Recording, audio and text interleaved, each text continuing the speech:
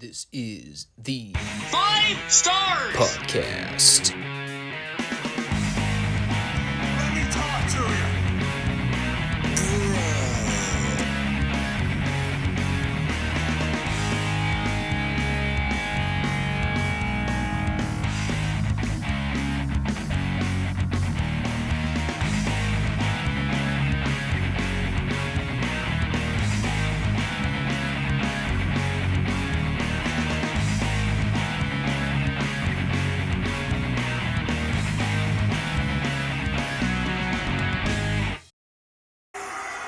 What do you guys want to talk about? It's fall. It's getting colder, rainier. Pretty soon the heater's going to kick in. And before you know it, snow. Which I am definitely not looking forward to. Especially when I have to drive in it. At least I can say it's better than what everyone's dealing with in Florida right now with Hurricane Ian. Shout out to the people down there. Hope you're all safe and doing well. I certainly do not envy people that live in the more tropical areas of the country and have to deal with those kinds of conditions. You know, living in Pittsburgh, we've certainly had our share of heavy storms, and I think we got hit with part of Hurricane Ivan pretty heavily back in, whatever year that was, early 2000s. Because I remember still living at home with my folks and having to help them clear out the basement with all the flooding we got. It's never fun dealing with that kind of stuff, but you always have to stay prepared. Always ensure you have enough food and water stored for convenience. You never know. Anyhow, while we keep people in our thoughts and prayers that are dealing with the hurricane right now, let's talk about some wrestling here. Here on the Friday edition of the Five Starr Wrestling Report, we are on YouTube and Rumble every Monday and Friday for new content. Today's show, we've got the regular Dynamite rundown and our retro review series continuation. Make sure if you're stopping in for the first time that you subscribe, like the show, and leave a comment to share your feedback on the topics we discussed today. Would appreciate any of the support you can provide here, especially on YouTube. It is a small channel we've got going, but I am very grateful for the people that stick around and stop back to watch each week. It definitely means a lot.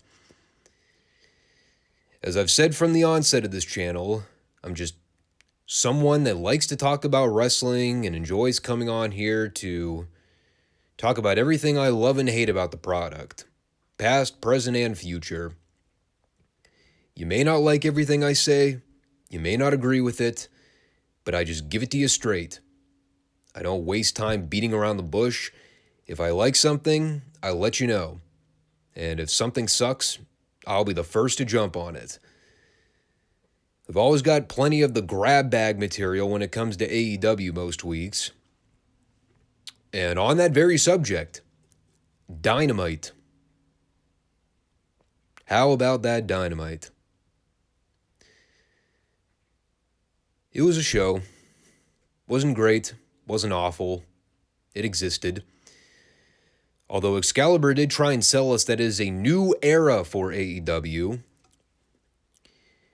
And if by new era, he meant opening the show with a WWE-inspired segment with the Jag-Off Asshole Society, maybe they ought to rethink their mission statement. Yep, this was horrible. No doubt about that. I think what happened here was AEW saw the Drew McIntyre Karrion Kross segment on SmackDown last Friday. They saw how awful it was, and then Jericho woke up one day and said, "Hold my beer, I can do dumber." And he may have succeeded. So the faction all comes out in purple, and they're doing WWE shtick with the bad comedy. I have no clue who this Luigi Primo moron is. He looks like he should be a registered offender in most municipalities. I'd be highly skeptical of ever buying a pizza off that guy. And they're doing awful pizza jokes. It's total turn the channel heat. Finally, it all builds to Jericho presenting Daniel Garcia with one of those bucket hats or whatever they're called. By the way, Garcia was such a non-entity here, I did not even recognize he was standing in the ring with everyone else until we got to this part of the segment. That is how little impact that guy has had. And Garcia ends up throwing the hat down on the ground and lays out the pizza dude, which got audible boos from the crowd. He said words. It all sounded fake and overly rehearsed because Daniel Garcia is a horrible promo. Yet they keep insisting on trying to have the guy talk for long periods of time every week on this show, and it always fails. And I'm just going to skip ahead here because this whole segment was rotten. Bryan Danielson comes out. He tells Garcia he can make his own decision as to whether or not he wants to be a sports entertainer or a pro wrestler. It's literally the dumbest storyline of all time. And then Garcia said he wants to team with Danielson next week to wrestle Jericho and Sammy Guevara. And then Squarehead got on the mic. He bantered with Danielson, said he could knock him out right now, and that set up an impromptu match with the two. Fuck, this was awful. If this did not turn off viewers during or after, I will be dumbfounded. How in the world this segment kept people invested throughout is beyond me. I mean, I watched the whole thing and I was about ready to gouge my eyeballs out by the end, and we weren't even 20 minutes into the show. So after setting up this impromptu match with Danielson and Daddy Big Mac Mike Midcard, also apparently being able to seamlessly clear out the ring in a matter of seconds with all the garbage they had in there, and I'm not just talking about most of the wrestlers, well, they do the match, and my first note here reads the following. This week, William Regal's flirtation with Excalibur at the desk led to him calling him a Rice Krispie treat, saying he can snack, crackle, and pop him anytime he wants. Did I miss an insider reference with Regal all of a sudden being gay? I thought the man was married with kids, yet here he is on live national television at the ripe age of 54 trying to get inside the play-by-play's pants. I don't get it. The match wasn't bad. You know, Danielson can have a good match with a broomstick, but good God, the setup getting to this point was pure torture. They wrestled for a little while. Danielson got cut off and worked over for a short period. It's kind of your average run-of-the-mill TV match you'd probably see on Raw or SmackDown most weeks. And I've got to admit, the finish of this was pretty great. And I'm usually on the bandwagon of, even if the match isn't particularly the most thrilling experience, as long as the finish is executed well, it can make all the difference in the world. So they get to the end here where Julius Parker, or whatever the second guy's name is, I can never remember off the top of my head, the other 2.0 guy. He gets involved here, and he ends up DDTing Danielson on the floor while Squarehead is distracting Remsburg. And after throwing him back in, Claudio runs out, to a huge pop, by the way. Got a bigger pop than anything else that happened in this entire match, which justifies my opinion even more that he probably shouldn't have lost the Ring of Honor title to Jericho last week, but what do I know? But anyway, he's chasing Parker around ringside, and after giving him a running uppercut and laying him out, not kidding, this is what Claudio does. Effortlessly, he deadlifts Parker up over his shoulder into a Canadian backbreaker position, and he carries him all the way up the ramp to the back with one arm. Because I don't know if any of you realize this or not, but Claudio Castagnoli, yeah, that dude's really fucking strong. So that got a big ovation. And it segued perfectly into Danielson hitting the Busaiku knee and then tapping out Menard with the label lock. Good finish. Crowd went nuts for it. And for once, they actually ended a match at a high point instead of the usual flat finish we normally get. I'm not particularly stoked that they're still dragging Danielson down this road with the JAS. I mean, I've kind of been over this feud for a while now, but I guess they're going to do Jericho and Danielson for the Ring of Honor title in a few weeks. Probably just to see Danielson do another job to Jericho because they're just destined to kill this guy's career, whatever's left of it. So up next, we were supposed to get an MJF promo. Unfortunately, someone decided it would be a much better idea to throw out Squeaky Wheels Yuta to twist in the wind for the second week in a row with a microphone in his hand. And boy, did this shit sink like the Titanic. Actually, no, this was probably worse because at least the Titanic took more than a couple hours to completely submerge underwater. I think it took Yuta approximately 1 minute to completely neuter himself here on the microphone. And I'm not just talking about the obvious voice crack, which had me rolling on the floor. I mean, the guy already sounds like a drunk Mickey Mouse to begin with, but that didn't help matters any. And literally, all he had to do was come out and say, MJF, last week you disrespected me, and worse, you disrespected Tony Schiavone. So now we have unfinished business we need to deal with. So how about you grow a set, cover up that long yellow streak you got running down the back of your neck, and let's settle this like men right here and right now. One and done. You get your point across, you don't embarrass yourself, and you don't endlessly drone on and on and on for eons.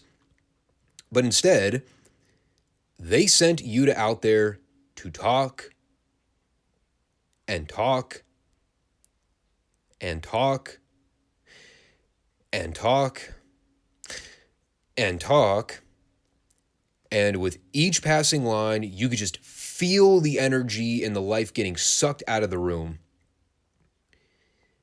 Finally, MJF came out to save whatever he could. And he's doing the usual cheap heat deal with poking fun at the Philly crowd, taking shots at the sports team, telling Yuta he made a huge mistake trying to go toe-to-toe with him on the stick last week, and he was taught a brutal lesson, which is completely true. And then Yuta fired back, telling MJF that he wants to fight him tonight, but MJF said they'll fight next week in Dumpy, D.C., and Max also had the Ass Boys for backup here. They were mostly there to say his catchphrase. I did love MJF's line at the end where he said, I'm going to go up in the skybox and watch Moxley be a horrible professional wrestler. That actually got a pop out of me. Once again, though, it's another MJF segment that really didn't click for me by the end.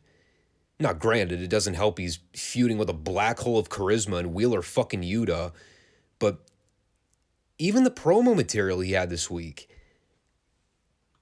I don't know, it just felt like your ordinary cheap heat promo with MJF. He comes out to scream and yell and poke fun at the hometown sports team. He says a couple lines that get a chuckle out of me, but at the end of the day, I don't know. Something's missing with all this. I mean, they're obviously stalling right now before they get him and Moxley set up for the world title match, but if this is the best placeholder for him right now, trying to feud him with Flat Wheel Yuta of all people, I might want to hit the reset button on that, because I'm not getting a whole lot out of this program right now, especially if I have to keep hearing Yuta talk every week. So then we get the Moxley match, and he's wrestling apparent longtime New Japan rival Juice Robinson. By the way, AEW World Champion Jon Moxley having a completely random TV match in the middle of the show against a random New Japan guy we've never seen on AEW before. Unless he was part of that whole Forbidden Door debacle over the summer, and in that case, I completely overlooked it. And of course, the highlight of the segment has virtually nothing to do with what's going on in the ring, or in the case of a Moxley match, outside the ring, because the only thing I'm really focused on is MJF being MJF in the skybox. By the way, I really noticed it in this match. A little bit in the Danielson match earlier on, but it really stuck out like a sore thumb here, and it continued on for the remainder of the show. This Philly crowd fucking sucked. These people did not give a shit about anything Juice Robinson did in this match. And when I say they didn't care about anything, I mean anything. God, I feel like Donald Trump right now. Now, folks, some may say they cared about some things. No, they didn't care about anything. Not some things, nothing. That's what they say. I certainly wouldn't say that, but that's what they say. Yeah, this Philly crowd was god-awful all night. Granted, I'd probably be just as bored as these people if I had to watch a Jon Moxley match in person. Of course, Mox bled, because that's what he does. Dude can't go 24 hours without blading. Wouldn't be surprised if he gigged himself before he went to bed with Renee every night. They did a lot of indie-looking stuff. Floor brawling, horrible-looking punches and forearms, back-and-forth chops that neither guy bothers to sell, hitting big moves all over the place and kicking out of everything for no reason. There was some spot on the floor they did where Robinson had Moxley set up on a folding chair, and I looked away for a minute to type up something in my notes, and when I looked back up, Robinson went flying into the chair and immediately started grabbing his arm.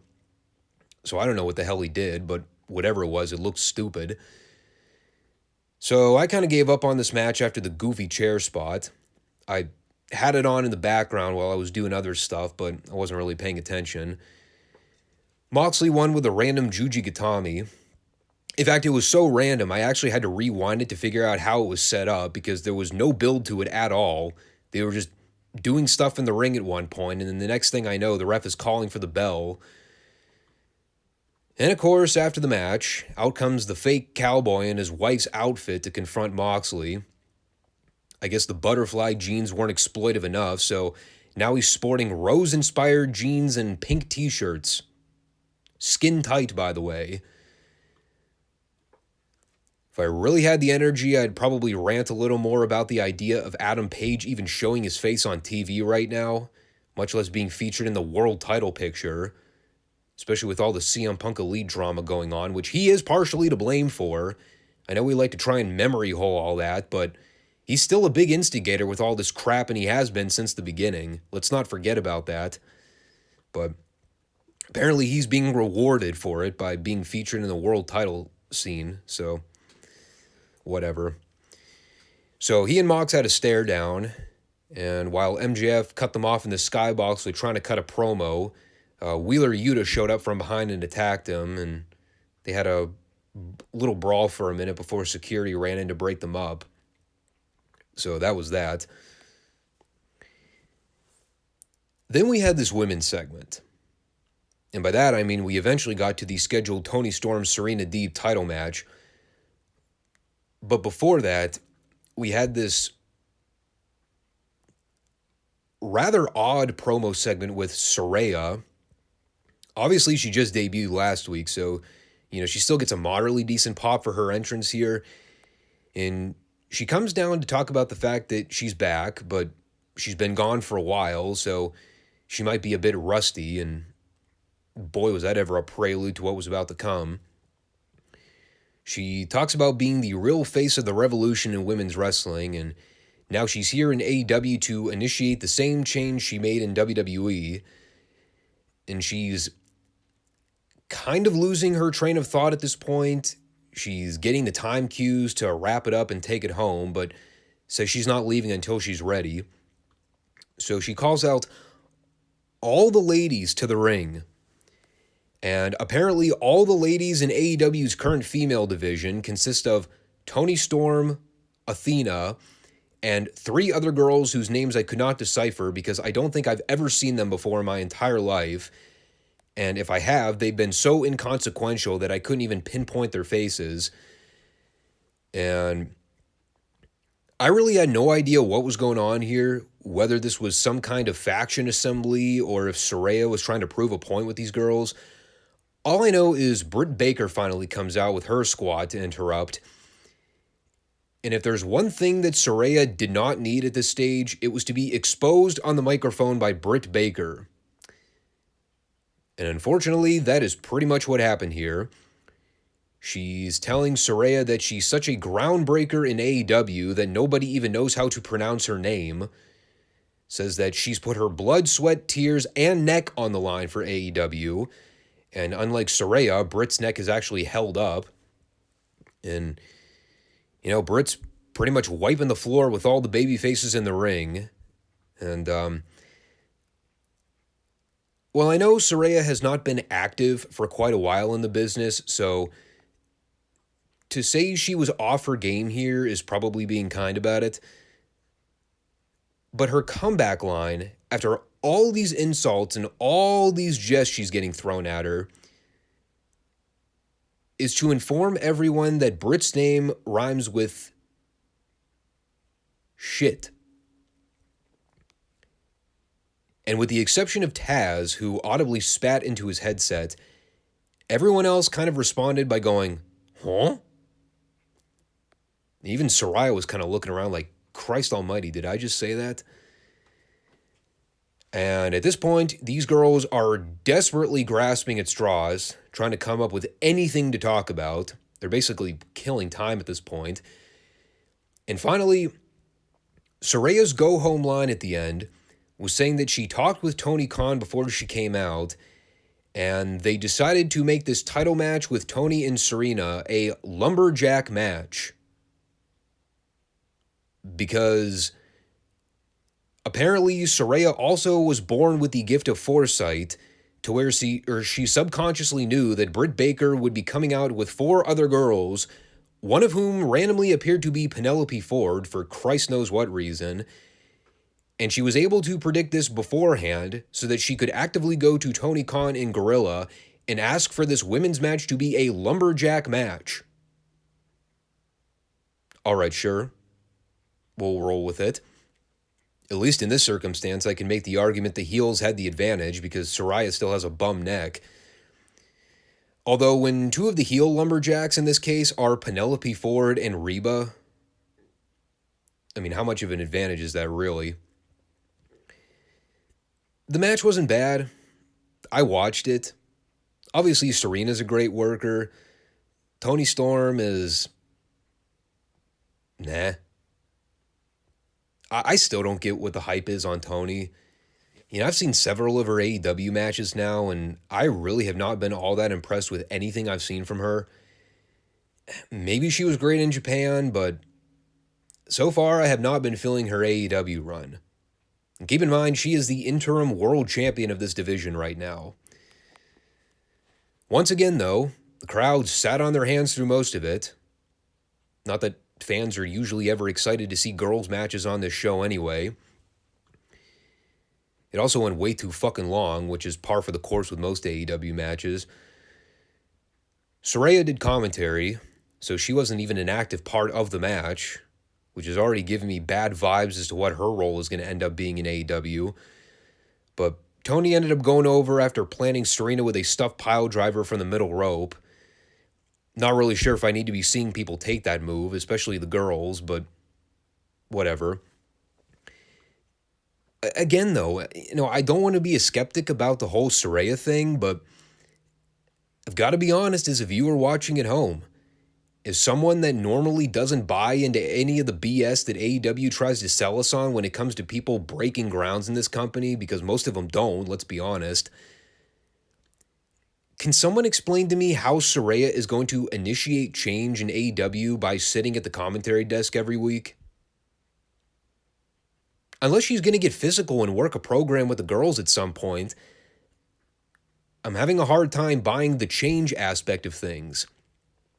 And like I noted last week, Saraya is probably one of the biggest female talent acquisitions AEW's had in company history, if not the biggest. But if she doesn't get cleared to work and her role ends up being another manager or commentator situation, got to call into question whether or not signing her was worth it in the end. Maybe I could get behind the idea of her as a matchmaker or authority figure. Problem with that is she'd have to be more involved on the microphone, and this wasn't particularly a good showing for her, but we'll see. So far, I'm not impressed. I know it's only week 2, but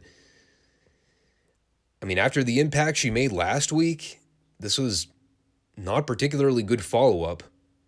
But I'll give it another several weeks to see where it goes. Following that, we had Tony Schiavone in the bowels of the building. And guess who he was interviewing? Yep, you guessed it. The new AEW World Tag Team Champions. It took approximately 1.5 hours into the program before there was even a mention of the fact that the Acclaimed are the new AEW Tag Champions. Two of the most over guys on this entire show right now, their first real career-defining moment, and it took them well into hour 2 before we even physically saw them on camera or even heard a peep out of them. Much less them winning the belts last week. They said they were going to be on Rampage for an open contract title match, and they also said they were going to be on Dynamite next week for a scissoring celebration. Whatever that means. We also had Keith Lee here too, basically insinuating that the only reason the Acclaimed won the belts was because Billy Gunn interfered on their behalf. So, guess that feud's going to continue. Ricky Starks had a quick little squash win. Probably the best photo finish I've ever seen after he hit his Rochambeau. Really nothing to add beyond that. Apparently they've already blown off the Powerhouse Hobbs Ricky Starks program with the Lights Out match they had on Rampage last week, which apparently Ricky won. So, it's kind of unfortunate. Figured they could have milked that feud more, but Ricky's obviously a super talented guy, so we'll see what they have booked for him next. If Tony's even thought that far in advance, which I guarantee you he hasn't. Then we had the main event. For the Ring of Honor World title, it's Chris Jericho defending against Bandito. God, I forgot all about Bandito. Wasn't he part of that trios match weeks back on television where Andrade randomly turned on Dragon Lee in the final 10 seconds of the show? Like, we never heard anything about it afterwards? Or am I thinking of Roosh? I have no idea. I mean, most of these guys come and go randomly. I can't keep track of anything. This was kind of a mixed bag for me in terms of the layout. I get the story they're trying to do here with Jericho going through a series of former Ring of Honor World Champions. After watching this, I might have to call into question the decision of booking Jericho and Bandito together. A little bit of a styles clash there. You know, it kind of goes back to the whole Juice Robinson thing from earlier, though. How many times have we seen Bandito on AEW television? Once, maybe twice. And all of a sudden, he just randomly shows up here wrestling Jericho in the main event, and I'm supposed to care? You know, for the people that like Bandito, I'm sure they were excited about it. I've never had much of an opinion on him one way or the other, but it all goes back to the thing of guys randomly showing up and disappearing on the show so often. Like, when you see a guy like Bandito randomly appear again, your first inclination is to think, where the hell has this guy been, and why is he getting a title shot in the main event of Dynamite? You know, like I said, I've never really had much of an opinion on Bandito. Watched a little bit of his stuff in Ring of Honor, but I wouldn't say I've ever been blown away by him. He's obviously a really strong dude. Like, him holding up Jericho in a delayed vertical for almost a full minute was really impressive. Especially with Jericho. I mean, that's a good amount of weight to be holding upside down like that. No way he would have been able to do that to Jericho over a year ago. Yeah, there were the usual fake chop exchanges from both guys. It always makes me want to hit the fast forward button. Especially when both guys are on their knees and it looks phony as fuck. At least it was during picture-in-picture, though. I also laughed at the spot where Jericho goes for the lion salt, and with Bandito realizing he's like 6 inches out of place for the spot, Bandito actively rolls toward Jericho so he can land on him. lots of Bandito's offense is kind of hit and miss with me. Some of his stuff looks good, but he also has a lot of bad indie habits that I constantly complain about. He doesn't really know how to sell, and the mask thing doesn't do him any favors because we can't physically see any of his facials. He does all the big flashy moves, some of which look sloppier than others. He has a nice frog splash, I'll at least give him that. But, I think Ian Riccaboni really hit the nail on the head here when he pointed out the obvious flaw with Bandito, which is probably why I've never been able to really get into anything he does visually. He says, and this is almost a direct quote I'm taking here, he's like a video game character. Bingo. Exactly the problem. And it really hit me when he gave Jericho that fallaway slam off the top rope, but he also did that little flip rotation. I mean, it looked flawless in execution, visually impressive looking, but it looked straight out of a video game. It did not look like something I'd come to expect out of two grown athletes that are trying to have a pro wrestling match. Because in no normal circumstance would two pro wrestlers ever do a contrived-looking spot like that, ever. First off, and this is every complaint I have with guys doing moves from the top rope to begin with, it always looks contrived because it takes them about 30 seconds to set up, and you can tell they're always talking to each other and asking if they're ready to take it, which is always fucking dumb. And second, it always detracts from the layout of the match because when you take almost a full minute to set up a crowd-pleasing move, sure, the execution of it, if done right, is always going to get a big pop because everyone loves the flashy gymnastic-looking bullshit, but it's the manner in which they get there that always looks stupid because they have to actively slow down the pace of the match to get there. It never looks raw or natural with the way the guys do it. It's all cooperative BS of, well, make sure you get your leg in this position. Okay, cool. Now, your balance okay? Great. Now, give me your arm, and I'm going to count to 3, and then we'll go. No, fuck that, dude. So stupid. Hate that stuff. A lot of what they did in the match was very back and forth. It was one of those matches where they go, all right, you hit a big move, and then I'll hit a big move. Okay, now you go and do a big dive, and then I'll go and do a big dive. And it just repeats on and off for most of the match. There's no real heat segment. There's no real drama or story going on. It's just big move, kick out, big move, kick out, lather, rinse, repeat. And finally at the end, Jericho pulls down Bandito's mask to blind him so he can lock in the Lion Tamer for the submission. Again, I get the story they're going for. I highly expect Bandito to disappear for another 8 months and then randomly show back up on Rampage to do some kind of multi-person flip fest. And in the meantime, I guess Jericho's going to beat up all the Ring of Honor employees, including Bobby Cruz, the guest ring announcer, because heat. And also to reiterate from earlier, he challenged Bryan Danielson to a title match on October 12th, I believe the date was. So there you have it. How you feel about the match is kind of dependent on how much you care about Chris Jericho as the Ring of Honor World Champion right now. I still think it was a dumb move to take the belt off of Claudio so soon, and I have no clue what putting the belt on Jericho is designed to do, other than to appease Jericho's ego. I would hope that Danielson wins it from him in a few weeks, but I mean, I'm not placing any bets on it. So, yeah, that was Dynamite for the week. Not their worst show ever, but God, some of the talk segments they had this week were brutal, brutal, with a capital B. Especially that women's segment. Good God, that was bad. I mean, I don't even know if I would say it was bad. It was rough to get through. I'm also still kind of curious what any of this is setting up for that Full Gear pay-per-view in November, but I mean, AEW kind of has a reputation for not building up their pay-per-views until the week before, so I guess we'll find out what they have in store in the weeks leading up to it.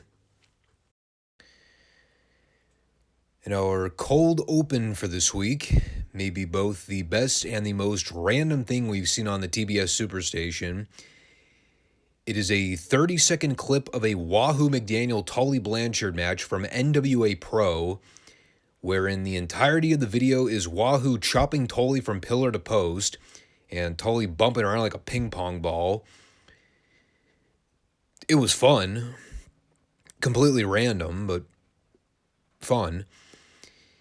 It looked to primarily be a hype mechanism for the following night in the Omni, since that's when they were doing Nikita and Wahoo for the unification of the U.S. and national titles. So I guess they figured, let's show a brief clip of Wahoo beating ass, just to plant the idea that Wahoo stands at least a slim chance of walking out with both belts. But this was Tony and David's big sell for this episode. In addition to the unification match, we're also going to see the conclusion of the United States Tag Title Tournament. So Cornette comes out to share his wisdom on how he thinks everything's going to go down. But before he does that, he also announces that the Midnights are going to be hosting a telethon campaign in order to fund a search team for the Road Warriors. Because Corny's looked everywhere, and he can't locate Hawk or Animal no matter where he looks. He's even gone as so far as to search in sewer caps and underneath porcelain bowls. Some very obscure locations there.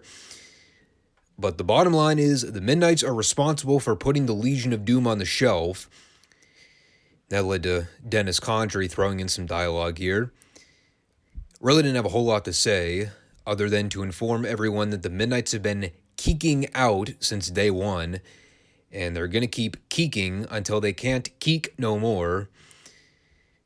And this is great here at the end, too, because after Cornette tells Animal to quit being a coward and get back in the ring to face Cena and Condrey like a man, they're about to walk off, and Dennis throws in one final line telling Tony Schiavone, "And don't trip me again either, dummy." And of course, Tony immediately laughs at it because he knew he accidentally tripped Condrey with the microphone cord during his promo. So then we went to Gorgeous Jimmy Garvin versus Vernon Deaton. And this might have been the career highlight for Deaton here. He was getting active Vernon chants right from the opening bell, even though I guarantee you not even the TBS studio crowd actually bought for a minute that Vernon Deaton was winning this match. And you'll be shocked to hear he didn't win. Garvin spiked him with a brainbuster in about a minute. Then we went right back to the booth for a solo Nikita Koloff promo. Tells us that Uncle Ivan and Crusher Khrushchev are not here today because they are in training for tomorrow night's U.S. Tag Title Tournament as they plan on becoming the first champions, which, spoiler alert, and I double-checked my references just to be sure, but yes, in fact, Ivan and Crusher were the first recognized United States Tag Team Champions, defeating the Kansas Jayhawks in the finals. Belts that they would hold on to for approximately 72 days until dropping them to, take a random guess at this, Ron Garvin and Barry Windham, who we are also coming up on for his debut at the NWA pretty soon as well. So Nikita then turned his attention to plugging his match with Wahoo in the Omni, and they showed us some exclusive footage of their Sunday night tapings from last week, where Nikita called out Wahoo for a fight in the middle of the program. So, of course, Wahoo came out to answer this challenge. In jeans, by the way. Not the kind of street attire that I expected Wahoo McDaniel to casually come out in. And, of course, Wahoo was able to run Nikita off after the initial jump attack. And Nikita basically concluded here that tomorrow night, all the Russians are going to represent the United States as champions. A statement that would turn out to be true by the end of the night. Coming back from break, we had Paul Jones and Baron Von Raschke at the booth. And it's been a few weeks since we've seen the Paul Jones Army in a featured spot on the show, so I probably should have braced myself here. No cap, this might have been the single worst Paul Jones promo of all time, and believe you me, there have been some real clunkers. He begins by mumbling something into the microphone about ravishing Rick Rude, who we did hear was on his way to the NWA as an affiliate of the Paul Jones Army. And while he's trying desperately to come up with something to talk about with the tag tournament, the first thing that apparently comes to his mind was to come up with his next game plan. Operation World Title Belts. And by the way, that little pause before the word belts there was deliberate. I legitimately think Paul Jones came up with that line on the spot because the glassy look in his eyes during that delivery told the whole story. This man was told to go out there and say something for 2 minutes. And he certainly said stuff. He said a lot of stuff. Many words were spoken, and most of it was totally meaningless. Not that Baron was much better here, because he was mumbling and bumbling through his dialogue. I have no idea what he said. Something about being ready for bigger and better things. And he also informed us that Paul Jones promised the Baron would be a world champion. And I got to admit, even though it never happened, the idea of Ric Flair versus Baron Von Raschke for the world's heavyweight title in the year 1986, yeah, it's about enough to give me gas. So, yeah, that promo sucked. You know what didn't suck, though? Shaska Wadley and the Barbarian versus the Mulkey Brothers. This was quite the experience. I have not seen a lot of Shaska since he got his head shaved on the Bash Tour. To borrow a term from Corny's archive of great quotes, watching Shaska wrestle with a bald head is the epitome of looking at a baked potato with arms and legs. Seriously, the dude has no physique to begin with, and he already wasn't the tallest guy in the world. The one thing he at least had before the Bash was the wacky hairdo, and now he doesn't even have that. He is a cue ball upstairs. I had fun here watching Barbarian press slam and throw around the Mulkey Brothers. Also got a kick out of listening to Shaska call the studio fans white boys and honkies. That shit never gets old. And the finish saw Barbarian hit one of the Mulkeys with the running power slam, and then he did his signature diving headbutt from the polar opposite end of the ring, which probably does not seem that impressive considering the dimensions of the ring these guys wrestled in back in the day. Trust me when I tell you, a 300-pound man flying off the top rope from the opposite direction of a wrestling ring, that will never not be impressive. Then we had Magnum and Dusty out for a promo after the break. Still sporting their too cool for school shades. And I got to admit here, there is something about Dusty in aviators that is visually off-putting to me. Can't put my finger on it, but it's a very strange visual. Anyway, Magnum opened here by talking about how people have been undermining America's team because they're yet to win any major world titles in the NWA. And they plan on changing that in the Omni because they are not underestimating any of the teams in the brackets.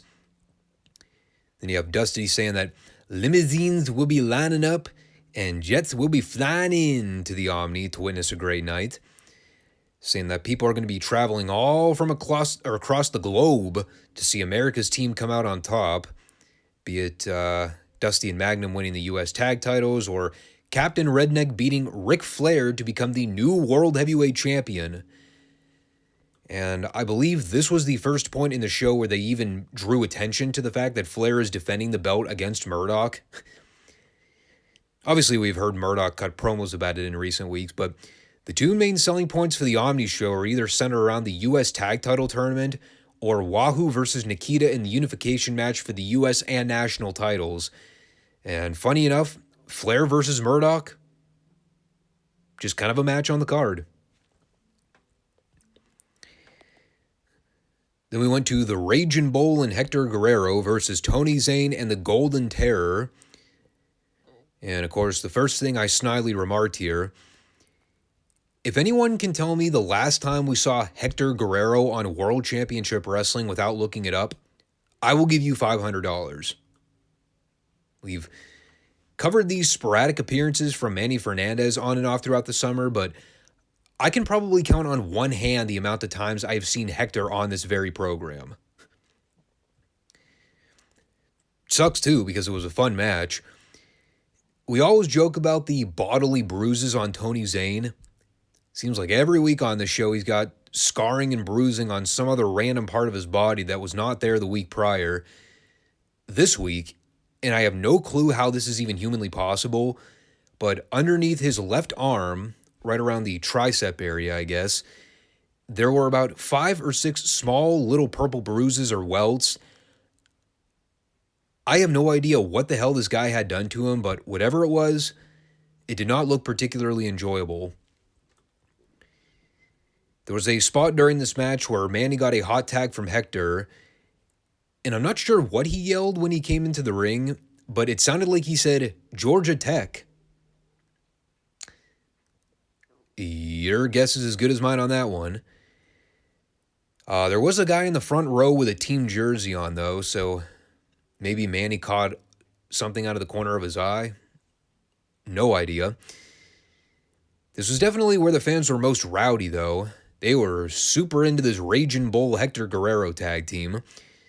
Despite that we haven't seen either guy on the show in what has felt like eons, but Hector ended up dropping the Golden Terror with a stalling suplex, and then he tagged in Manny at the end so he could hit his flying burrito from the top rope for the 3. But the real talking point here was the post-match promo, because we had Paul Jones back out at the booth, and he wasted no time in calling over Manny Fernandez.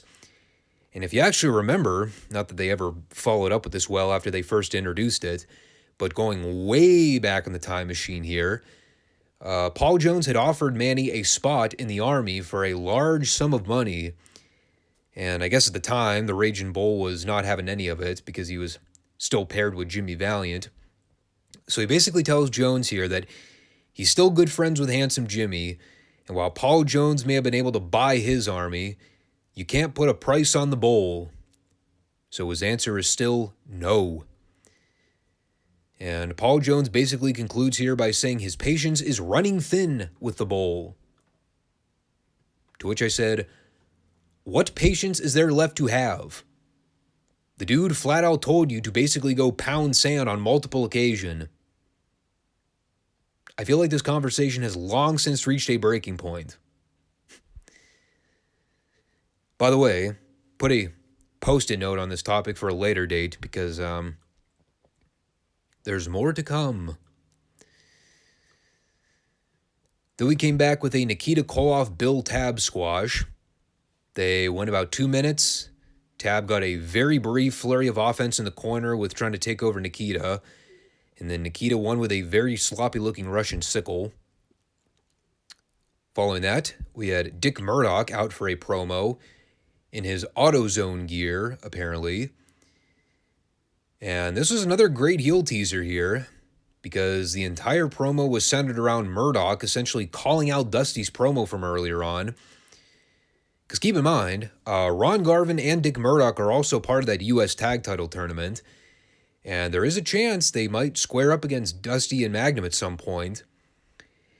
And Dusty seemed to insinuate earlier on that a lot of teams in the tournament are going to lay down and voluntarily take the fall so that America's team can waltz right into the finals. Which, if you recount anything from Dusty's promo earlier, not a single bit of that was ever said. Murdoch was totally taking everything out of context here. And, well, that was basically the entirety of the promo.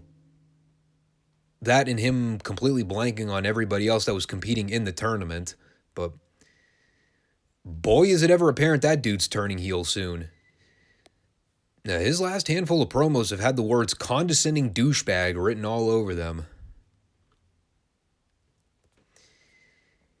Then we had what I think I would officially coin the greatest squash match of all time, probably since Kurt Angle and Roderick Strong from the mid-2000s. It is Jimmy Valiant versus Brody Chase in progress.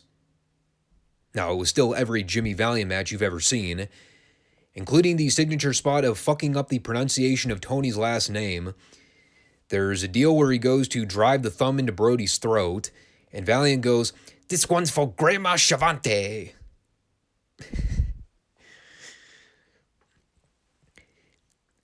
I seriously have to wonder if Tony ever said anything to Jimmy about mispronouncing his last name on television. Like whether it was just an inside joke from Valiant or if he legitimately had no idea how to spell or pronounce his last name.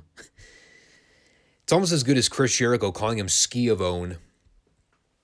But between that and Brody's ridiculous jobber overselling, this was fantastic. Also made better by the studio fans at one point doing the wind-up O chant when Valiant whipped Brody into the ropes. I have never heard the studio crowd do that before, but for some reason I found it particularly funny in this circumstance. And directly after that, Valiant was over at the booth to call out Manny, telling everyone that you cannot mix blood and water together, but you can mix blood and blood. Don't do that, anybody. But, I guess it was an analogy to compare how close Handsome Jimmy and the Bull are, or as Valiant continually refers to him as, Willy Willy. I also like Jimmy's line in here where he said that he and Manny went to the same school. Manny went to Penn State, and Jimmy went to the State Penn. And meanwhile, there's Tony in the background trying desperately to keep a straight face through the whole thing. He failed. And the main takeaway from all this, aside from Valiant being wacky, Valiant infers to everyone that he'll never betray the Bull because the Bull will never betray Valiant. Yeah.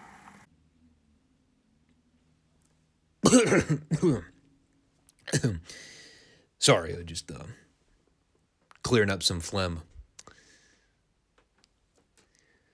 So then we had, as I directly wrote down here, Jim Cornette acting as only Jim Cornette knew how, doing his best Elmer Fudd impersonation and saying that he's hunting warriors, coming out with a baseball cap and everything. And Schiavone perfectly chiming in here with doing the patented Tony look at the camera and just shaking his head like this fucking guy. Unfortunately, he was only there for the intros to the Midnight Express, so we did not get an extended promo. That's not to take anything away from Bobby Eaton and Dennis Condrey having a TV match. Granted, it was a nothing match because they were wrestling Art Pritz and Paul Garner, but I'll tell you what, if you are going through the archives and you are looking for peak Jim Cornette entertainment, telling you, man, 1986 is certainly not a bad year to go back and check out that dude. This guy was on fire for the entire year. And not only was he on fire, but you can just tell with the delivery of everything. This guy was happy to be doing what he was doing. You know, riding high in World Championship Wrestling alongside one of the greatest tag teams of all time, making a shit ton of money, working with the top of the line talent that he was around this period. It's a damn shame things took a turn for the worse by 1988 when the whole landscape of the NWA shifted entirely, but it's got to be a toss-up between this or Corny's run in Mid-South in 83 as the two greatest years of his career. I mean, he might try and argue it, saying there were better periods of his life. Maybe he'll try to reminisce about the Smoky Mountain days, but as a fan, man, 1986 Crockett Promotions, Jim Cornette, or Bill Watts, Mid-South 1983. Those are the two best periods for me. And again, this is coming from someone who was a big fan of his back in the day, so maybe I'm a little biased in my analysis, but when I go back and watch these shows, I can just tell that Corny was having such a ball. Like, he was having the time of his life around this period. And it reflects so well with the story with the Road Warriors headed into Starrcade because he's working that total smug heel manager role to a T. taking all the credit with his boys for being the first team in history to wipe out the Road Warriors. And they're like totally convinced here that Animal and Hawk are gone and never coming back. And all the while, Crockett and Schiavone are telling him throughout the entire segment, Corny, you do realize that when the Road Warriors come back, you guys are fucked, right? But these guys are so full of themselves here. They aren't even thinking about the possibility of the Road Warriors coming back to television. Oh, this whole thing was phenomenal. And speaking of phenomenal, you know, I don't think I ever give Bobby Eaton enough credit on these shows for the subtle things he does. There's a deal in this match where Eaton and Condrey are working over Pritz, just demolishing the guy. And right at the point Pritz goes to finally tag in Garner, Eaton gives him a nice little pat on the ass, and all the while he's got this huge grin on his face like, sure, fella, go ahead and tag in that other slob. I'll beat his ass too. And that's exactly what he did. So, well, obviously the Midnights went over here. Eaton got the pin off the assisted top rope splash. And then we went to the booth with all three guys, where they recapped the video footage from when the Midnights laid out the Road Warriors last week. And that allowed for a Cornette to do a great show-closing promo, basically saying that the Road Warriors are as good as gone. They may as well be back in the slums of Chicago stealing purses and social security checks from old ladies. Because, after all, that is exactly what criminals do in Chicago. I also like Corny's line he dropped in here where he told Paul Ellering that he's a tough guy himself, but he doesn't need to get physical in the ring because Eaton and Condrey can do all the work anyway. Great heel line. So, well, that ended up being a nice little turnaround by the end. They opened the program with the Midnights, and they closed the program with the Midnights. The other material on the show was mostly just there.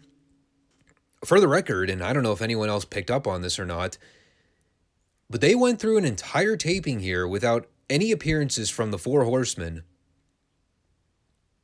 Not a single appearance from Flair, Tully, JJ, or the Andersons. Which, you know, on the surface maybe accounted for why the show felt like it was missing something. Not a bad show, but definitely wasn't one of those stronger episodes we've seen. You know, their main target was hard selling the house show at the Omni in Atlanta for the following night, so, you know, I'm sure next week they'll be covering a lot of the footage from that show, but like I said, wasn't bad.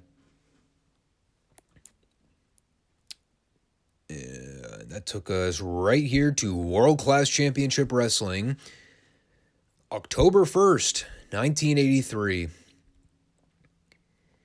God, I can't believe we're already in October. Feels like 2 weeks ago we were talking about the Christmas Star Wars show at the end of 82, and now here we are 10 months later approaching the 1983 Star Wars in December. Time flies, y'all.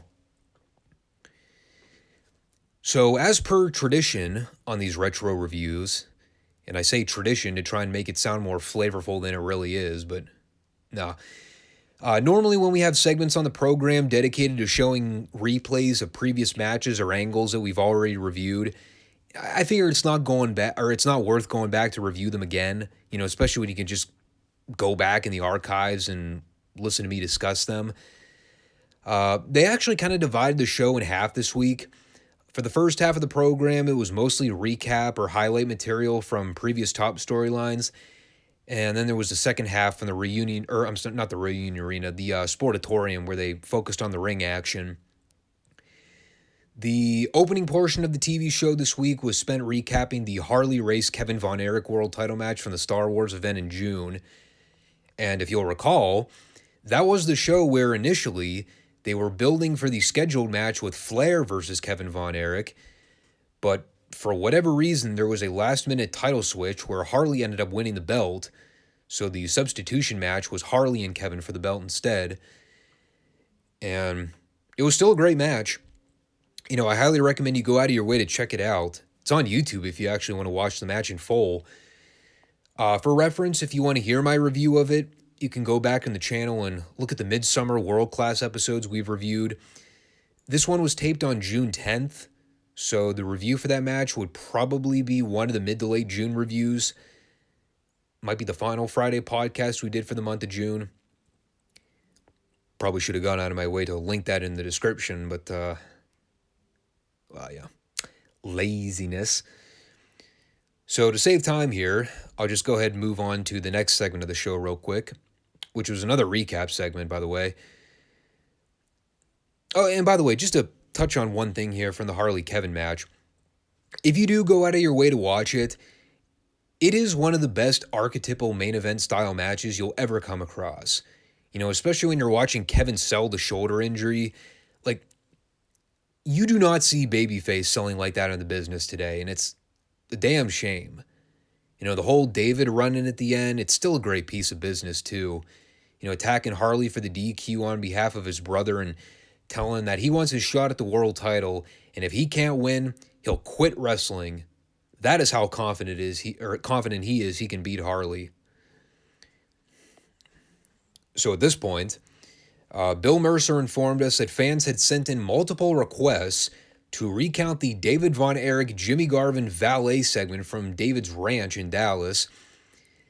And I seconded that vote because when they first aired that, I thought that was the greatest thing they had ever aired on world-class TV. It's pure slapstick comedy for one. Unfortunately, they didn't put up a graphic for the original air date, so I wouldn't be able to give you a timestamp on the time World Class actually aired that on the broadcast. But we definitely reviewed it. Just to give you a Cliff's Notes rundown of how it all came together, David and Jimmy had been feuding over the Texas Heavyweight title on and off, and they had gone through a series of screwy finishes where either there wouldn't be a decisive winner or Garvin would he'd keep stealing the title because Sunshine would interfere and cost David the match. So they set up a final match between the two where the loser would have to be the other wrestler's personal, for lack of better terms. And of course, David won the match, which meant that Garvin and Sunshine had to work a full day on David's ranch and basically do whatever chores he assigned for them. There's no other way to put it. It is the greatest 3 minutes of world-class television ever. Between Garvin being a phenomenal heel, David and Bill Mercer trying to keep a straight face through the whole thing. The skit with the dog is iconic because they are legitimately trying to wash this dog on camera, and the dog ends up going to business for himself and tries to run away. Meanwhile, you got Sunshine laughing while she's trying to hold him down and restrain him. They're covered in water and suds. It's train wreck television, but it's so much fun.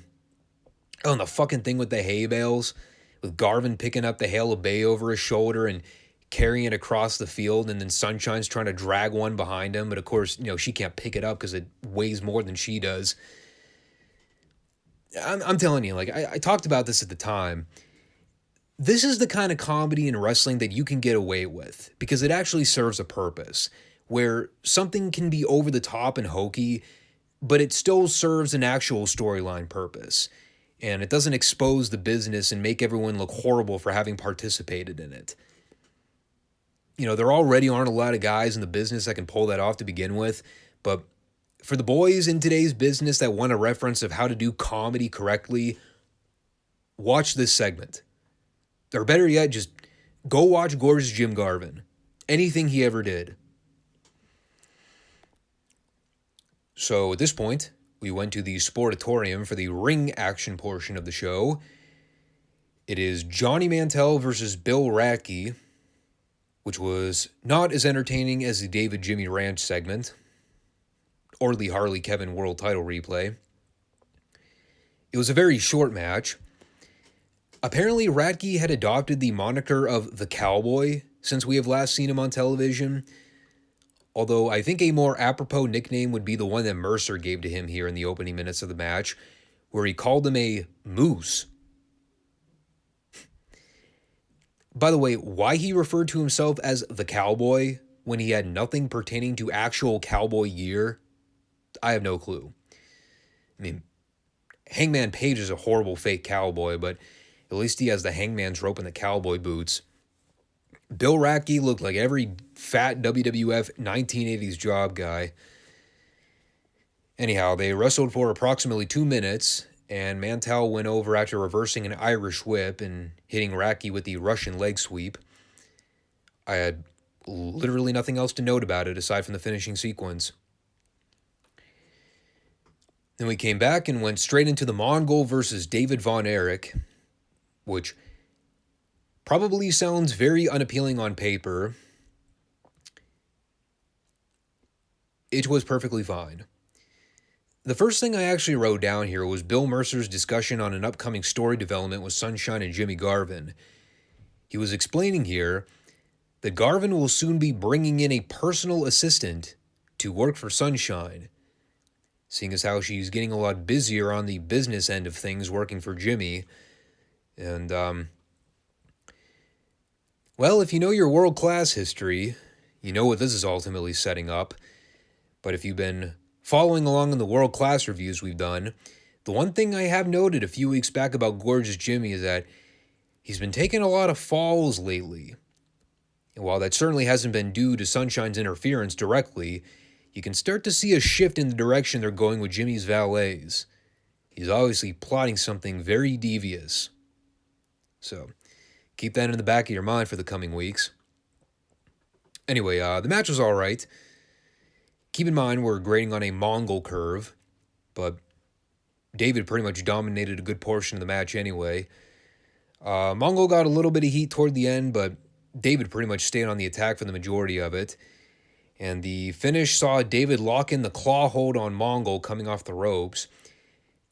And I don't think they've done this as an angle on world-class TV yet, but right before David locked in the claw, if you catch it in the right frame, you can see Mongol gig himself. And they basically had a long period here at the end where David had the claw locked in, basically playing up the angle that he was squeezing and applying so much pressure on the Mongol's head that he managed to bust him open. And it made for a great visual at the end once Bronco finally called for the bell after the submission. You know, you see David with all the blood marks on his body and hand. He also gave the Dallas crowd the sign of the Oriental Spike with his thumb. So obviously he's beckoning to Terry Gordy that they've got some unfinished business.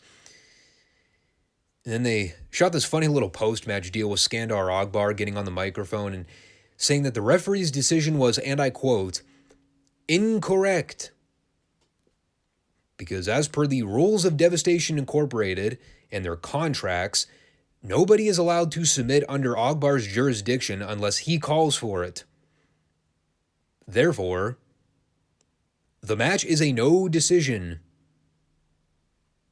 And Bronco responded to this by shaking his head and walking out of the ring while all the fans booed. Something tells me that decision was not reversed, but call it a hunch. And then we go to the main event, Michael Hayes versus Bruiser Brody, already in progress. And if you can just envision the following two things in your head, it is the entirety of this 2-minute match before the angle at the end.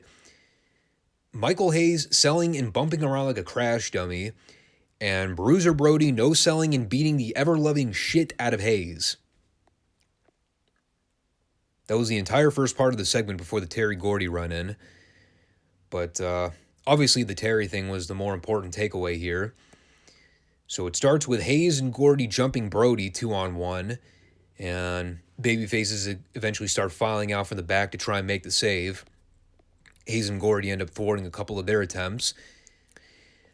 There's a spot where Chris Adams ends up getting the Oriental Spike put on him, and Kerry Von Erich and Brody are in there trying to pry Terry off of Adams with everything they've got. And eventually they're able to make the save and rip Terry's shirt off before him and Hayes are backing out of the ring. It was a pretty concise final segment, but they packed in a lot of action there. And they basically got the big story across that Terry Gordy's spike is a devastating hold.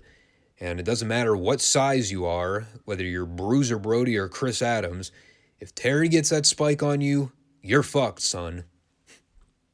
And he kind of reiterated that in his show closing promo, saying it doesn't matter if it's Dallas or Fort Worth, Texas, and it doesn't matter who the babyface is, be it Brody or any of the Von Erichs, When he gets that spike on you, game over. And all the while, there's Bill Mercer happily standing next to this giant behemoth of a man while he's threatening to cripple and destroy the entire world-class babyface locker room. No fear. Balls of steel that Bill Mercer had. Let me tell you. Oh, and one more thing here. Buddy Roberts' mop-inspired wig. Classic. Wish I would have done a close-up on it because it was glorious. But, yeah, next week it is Terry versus Carey. How much will I butcher the pronunciation of both guys when trying to discuss a Terry versus Carey match? Find out next time. And speaking of finding out about next time, find out what happens next time on the Five Starr Wrestling Report as we prepare ourselves for another Monday show.